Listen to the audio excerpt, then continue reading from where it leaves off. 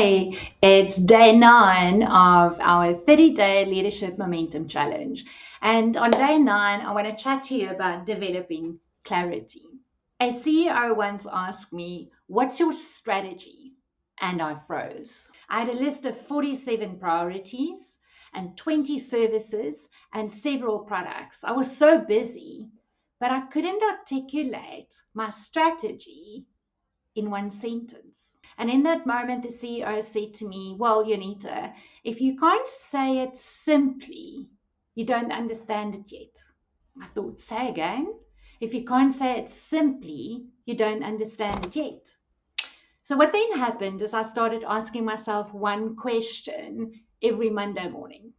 If I could only accomplish one thing this week that would make everything else easier or unnecessary, what would it be?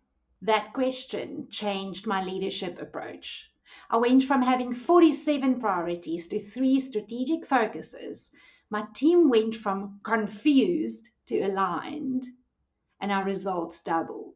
So I want to ask you this morning, what's that one thing that makes everything else easier? Day 9 of 30. Clarity creates momentum. So have a fantastic day, and I look forward to seeing you tomorrow.